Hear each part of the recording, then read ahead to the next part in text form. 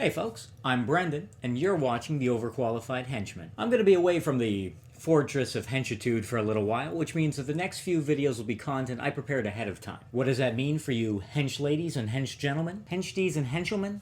We'll come back to that. For one thing, it means that my review of the April Loot Crate is going to be a little bit delayed. I'm also still planning to do a review for Captain America Civil War, but again, it probably won't be up immediately after the movie's release. That said, I think you're still going to enjoy the content I've got prepared, like today when we'll be taking a behind-the-scenes look at that Deadpool makeup I put on for the February Loot Crate review. It'll blow your mind.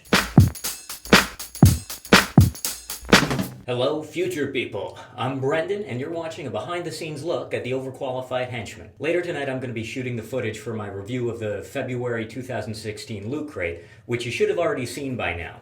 It occurred to me, though, that it'd be really cool if for the video, since it's got a lot of Deadpool-themed stuff, if I did a Deadpool makeup effect. The only problem with that plan is I've never done anything remotely like this before. If you're seeing this footage, then presumably it either succeeded wildly or failed miserably. Either way, it should be pretty entertaining watching me try this. I'm trying this in front of the bathroom mirror, so pardon the poor lighting and lousy audio. So for this experiment, I picked up the Cinema Secrets Wuchi Special Effects Kit that burns! Because no name says things you should put on your face more than Wuchi. When I first got this idea, I kind of forgot that I have facial hair, but the guy on the package has a beard, so it's probably fine. First red flag is that the instructions that come with the kit are actually a misprint. They're for an entirely different kit. Luckily, I was able to look up some tutorials online, so I'll probably figure it out. It was also supposed to come with a little wooden stick to mix the powder, and it didn't. So I'm using a unsharpened pencil, which again is probably fine. I was smart enough to experiment a little bit with this stuff on my arm first, and it worked out all right, so fingers crossed. Really what I need for mixing this stuff is like a little mason jar or something that could be reheated later. But I don't have that, and I didn't give myself time to pick stuff like that up. So I'm using discarded packaging from a light bulb, because again, it's fine.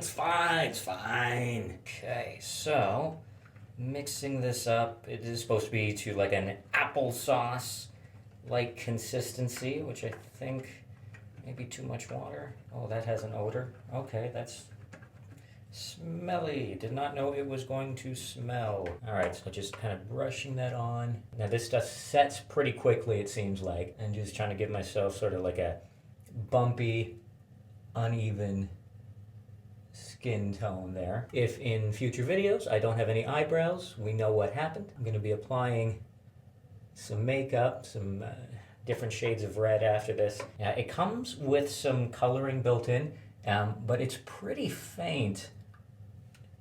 So I'm glad I picked up the kit that came with the cream makeups as well. Oh no, that's my beard.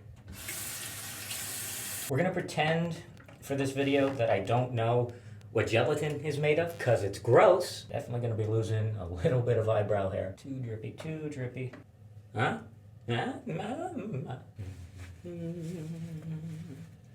Okay, mixing a little more of the powder with a little less water this time. Alright, that's coming out. That's starting to set a little bit, and I think it's going to be a pretty good effect. At this point, I think the really interesting thing is going to be seeing how easily this comes off. Because it just peels off. It just peels off. It's fine. It's easy.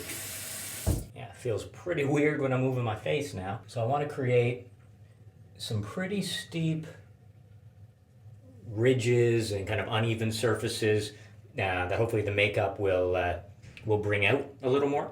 Okay, pretty gross. So I'm going to give this a few minutes to set and then look at applying the makeup. Okay, so that's had some time to dry, and I think the effect's a lot more obvious now. That said, I want to make sure it shows up really easily on camera, and I want to blend in some of the edges between the gelatin and the rest of my face. I got two little containers of cream makeup, a brighter red and a bruised red. I'm going to start with the brighter red because I want the bruised red, which is more of like a coagulated color, on top. I'm going to be applying that with just a little stipple sponge.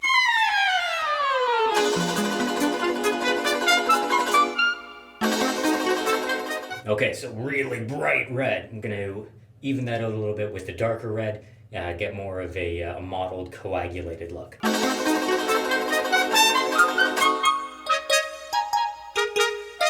Okay, so after dabbing off some of the darker color on top, I think you can really see the texture now, and I'm pretty pleased with the effect. I really hope this stuff comes off. Okay, so for a first attempt, I'm pretty pleased. I think that turned out pretty well. Time to go review a Loot Crate. Until next time, keep on henching.